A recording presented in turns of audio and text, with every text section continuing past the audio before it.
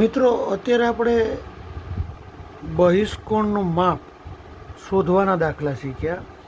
હવે તમને બહિષ્કોણનું માપ આપ્યું હોય અને બાજુની સંખ્યા શોધવાની છે. બહુ પાતળી ભેદરેખા છે, તમારે ખાસ ધ્યાન રાખવાનું.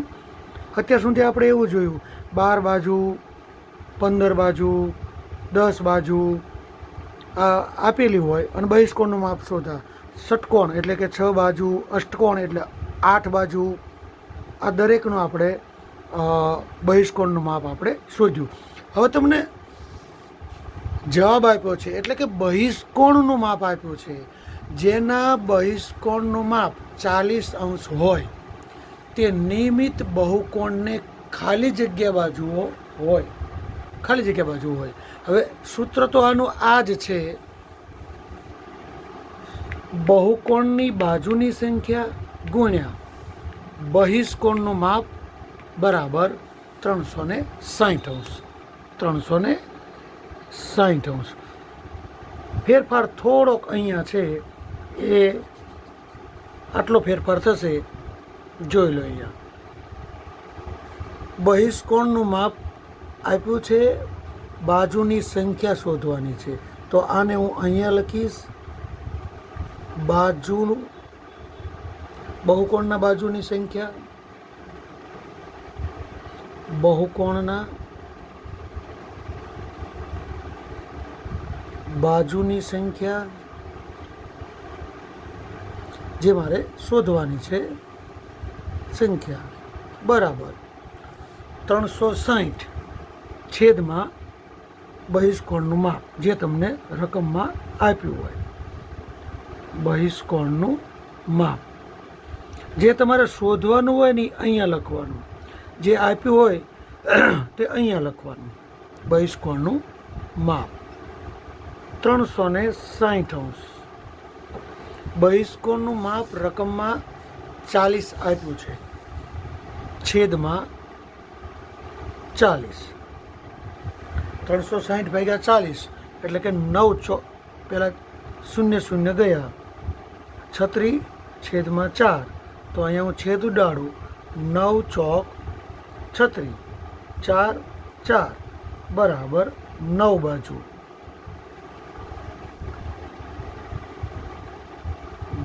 બહિષ્કોણનું માપ 40 આપેલું હોય તો તે બહુકોણને 9 બાજુ હોય.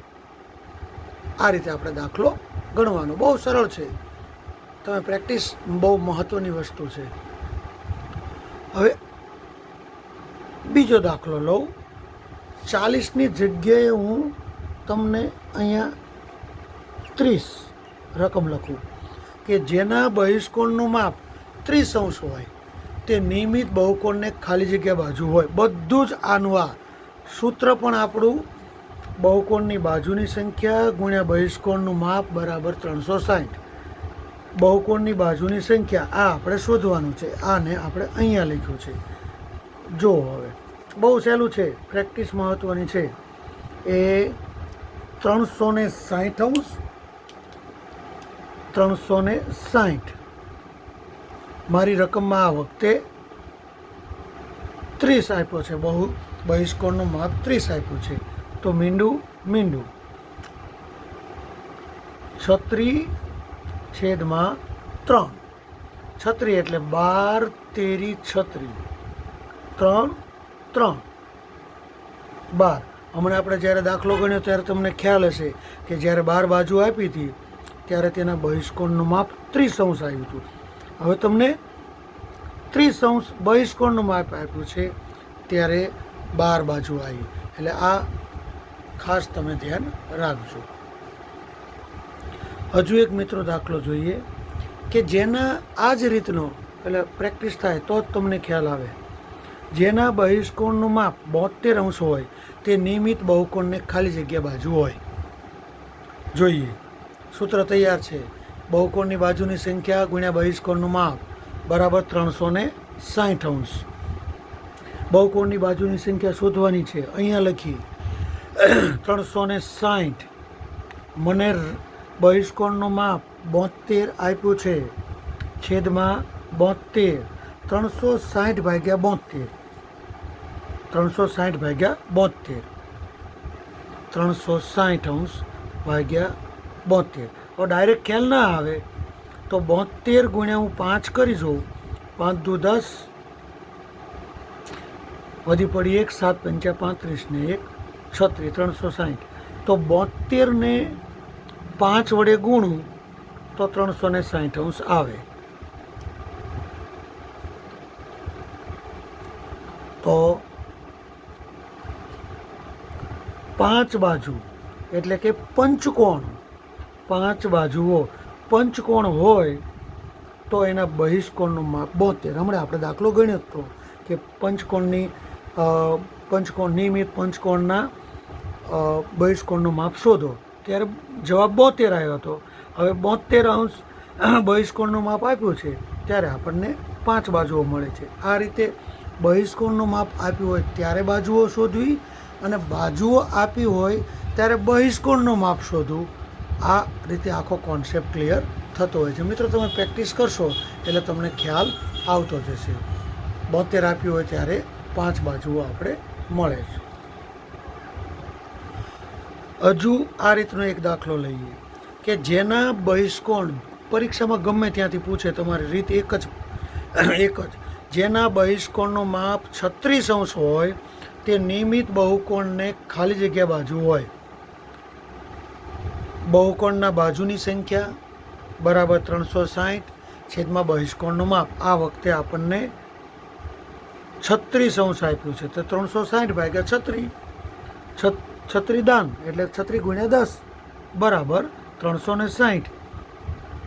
તો 10 બાજુ, હમણાં આપણે 10 બાજુવાળો નિયમિત બહુકોણનું બહિષ્કોણનું માપ શોધ્યું ત્યારે જવાબ 36 આવ્યો હતો.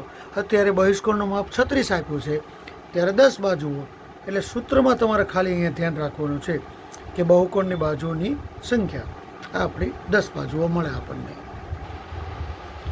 હવે વિદ્યાર્થી મિત્રો, નિયમિત ચતુષ્કોણ, નિયમિત પંચકોણ, નિયમિત ષટકોણ કે નિયમિત અષ્ટકોણના અંદરના બધા ખૂણાઓના માપનો સરવાળો. દર વખતે આવું ક્યાંક ને ક્યાંક વિકલ્પ ખાલી જગ્યા ખરા ખોટામાં પૂછતા હોય છે.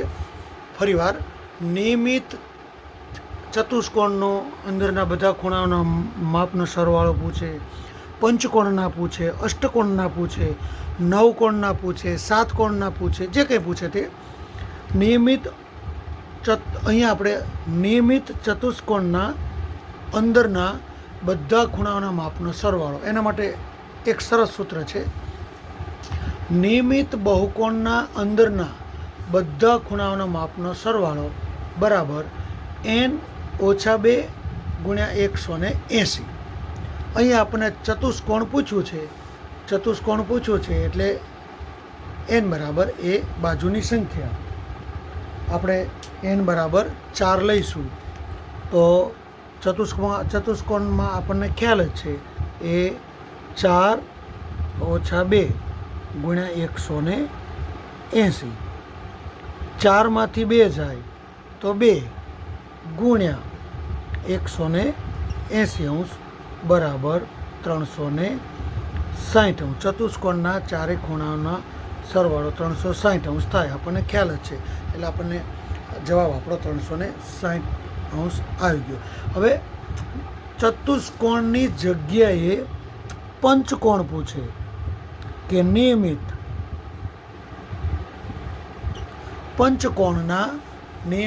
પંચકોણના અંદરના બધા ખૂણાઓના માપનો સરવાળો શોધો.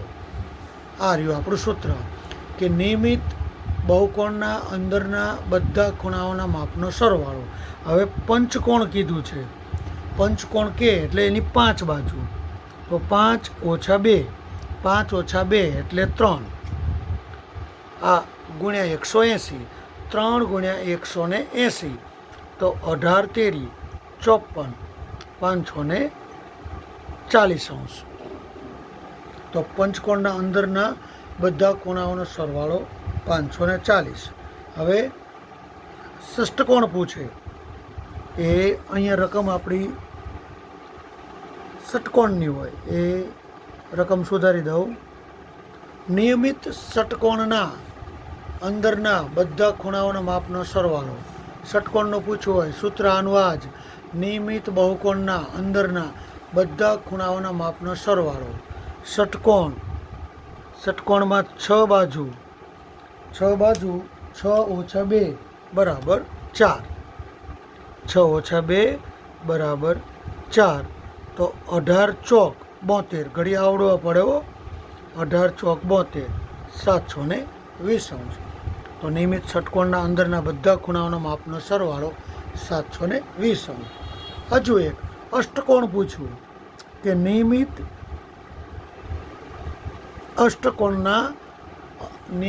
અષ્ટકોણના અંદરના બધા ખૂણાઓના માપનો સરવાળો કેટલો થાય જોઈએ. સૂત્ર એક જ. નિયમિત બહુકોણના અંદરના બધા ખૂણાઓના માપનો સરવાળો. અષ્ટકોણ પૂછ્યું છે એ આટલો જ ફેરફાર. અષ્ટકોણમાં 8 બાજુ, 8 ઓછા 2 છેદમાં 6. તો 180 ગુણ્યા 6, 180 ગુણ્યા 6, 6 0, 8 6 48, વધી પડી 4, 6 1 6 ને 4 10. તો અષ્ટકોણ હોય તો એના અંદરના બધા ખૂણાઓના માપનો સરવાળો 1080. આવો નાનો ગુણાકાર ફટાફટ આપણે કરી નાખવાનો. જો મિત્રો અહીંયા સૂત્ર નિયમિત બહુકોણના અંદરના બધા ખૂણાઓના માપનો સરવાળો n ઓછા 2 180. ચતુષ્કોણનો દાખલો આપ્યો છે. નિયમિત પંચકોણના અંદરના બધા ખૂણાના માપનો સરવાળો 540 આપણે દાખલો ગણ્યો. નિયમિત ષટકોણના અંદરના બધા ખૂણાના માપનો સરવાળો 720. હવે 7 બાજુ હોય તો એનો જવાબ 900 આવશે. 9 બાજુ હોય તો એનો જવાબ 1260 આવશે. 10 બાજુ હોય તો 1440 આવશે. અહીંયા 10 ઓછા 2 કરવાના એટલે 8, તો 180 ગુણ્યા 8. 3 બાજુ જવાબ હોય તો 180, તો બરાબર છે. ત્રિકોણના ત્રણેય ખૂણાનો સરવાળો 180 થાય છે. 12 બાજુ આપી હોય, 12 બાજુ હોય તો જવાબ આવશે 1800. તમારે ખાલી જગ્યામાં ક્યાંક પૂછાય, વિકલ્પમાં પૂછાય 7 બાજુ હોય તો 900, 9 બાજુ હોય તો 1260, 10 બાજુ હોય તો 1440, 3 બાજુ હોય તો 180, 12 બાજુ હોય તો જવાબ તમારો 1800 આવશે. આ રીતે આપણે એનો દાખલો ગણતા હોઈએ છીએ. તમારી બાકી નોટમાં આ રીતે ઉતારવું હોય તો તમે સરસ નોટબુક બનાવી શકો છો.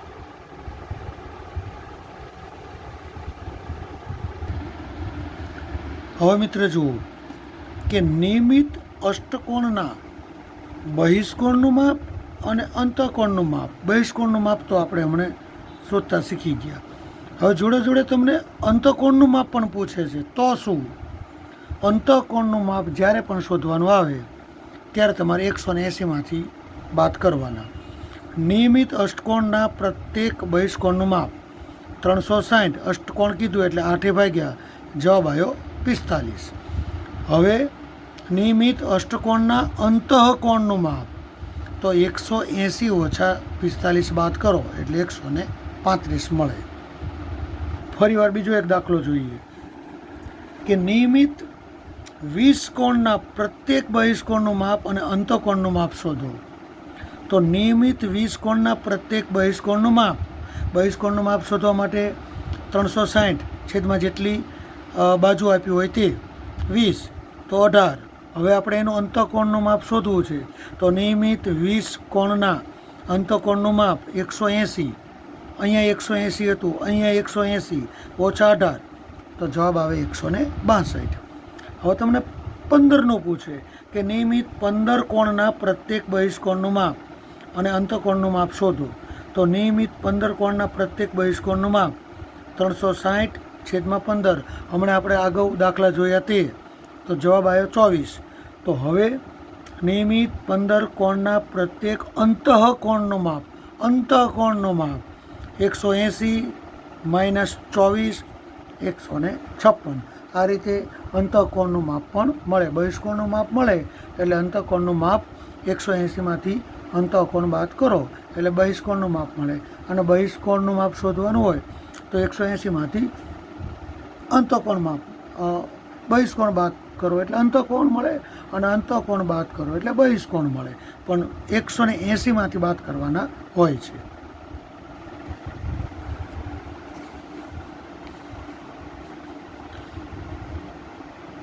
ટેક્સ્ટ બુકમાં પણ એક સ્વાધ્યાયમાં આવા દાખલા છે કે એક નિયમિત બહુકોણને કેટલી બાજુ હોય તો તેના દરેક બહિષ્કોણનું માપ 24 અંશ થાય. હમણાં સૂત્ર હતું એ જ, બહુકોણની બાજુની સંખ્યા ગુણ્યા બહિષ્કોણનું માપ 360. બહુકોણની બાજુની સંખ્યાને n લખ્યું છે, બહિષ્કોણનું માપ 24, 360, તો n બરાબર 360/24 બરાબર 15. આ ટેક્સ્ટ બુકના દાખલા છે. આમ બહુકોણને કુલ 15 બાજુઓ હોય. એક નિયમિત બહુકોણને કેટલી બાજુ હોય તો તેના દરેક બહિષ્કોણનું માપ 30 અંશ થાય. જોઈ લો દાખલો. બહુકોણની બાજુની સંખ્યા ગુણ્યા બહિષ્કોણનું માપ 360, n ગુણ્યા 30 બરાબર 360, તો n બરાબર 360/30. આ બરાબરની આ બાજુ એટલે છેદમાં આવે 12. આમ બહુકોણને 12 બાજુઓ હોય. એક નિયમિત બહુકોણને કેટલી બાજુ હોય તો તેના દરેક બહિષ્કોણનું માપ 72 થાય. આ રીતે ગણતા જવાબ તમારો 5 આવે. હવે દાખલો જુઓ. આ દાખલો બહુ સરસ છે. એક નિયમિત બહુકોણને કેટલી બાજુઓ હોય તો તેના દરેક અંતઃકોણનું માપ 165 થાય. અહીંયા બહિષ્કોણ નથી આપ્યો, અંતઃકોણ આપ્યો છે. તો અંતઃકોણનું માપ 165 આપેલ છે, તો બહિષ્કોણનું માપ 180માંથી અંતઃકોણ બાદ કરો તો બહિષ્કોણનું માપ મળે. અંતઃકોણ 165 આપ્યો છે, તો 180માંથી 165 બાદ કરું તો 15 મળે. હવે પાછું આપણું એનું એ જ સૂત્ર,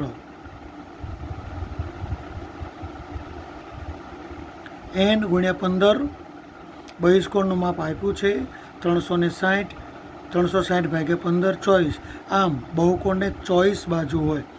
અંતઃકોણનું માપ 165 આપ્યું હોય તો એને પહેલાં આપણે બહિષ્કોણનું માપ શોધવું પડે, અને પછી હમણાં દાખલો ગણતા હતા એ રીતે 24 જવાબ આવે.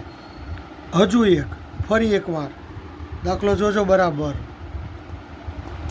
એક નિયમિત બહુકોણને કેટલી બાજુ હોય તો તેના દરેક અંતઃકોણનું માપ 108 હોય. અંતઃકોણનું માપ આપે તો પહેલાં આપણે બહિષ્કોણ શોધવો પડે. અંતઃકોણનું માપ 108 આપેલ છે, બહિષ્કોણનું માપ 300, બહિષ્કોણનું માપ 180 ઓછા અંતઃકોણનું માપ 72. વળી પાછો એ જ સૂત્ર, એ જ દાખલો. બરાબર અભ્યાસ કરો, તમે જુઓ ખ્યાલ આવી જશે.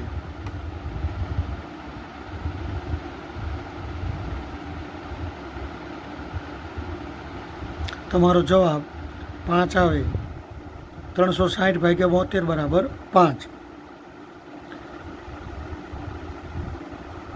એક રકમ આપી છે છેલ્લે. એક નિયમિત બહુકોણને કેટલી બાજુ હોય તો તેના દરેક અંતઃકોણનું માપ 144 આવે. તો ઉપર જે રીત આપી છે એ જ રીતે તમે ગણશો તો તમારો જવાબ તમને મળી જશે.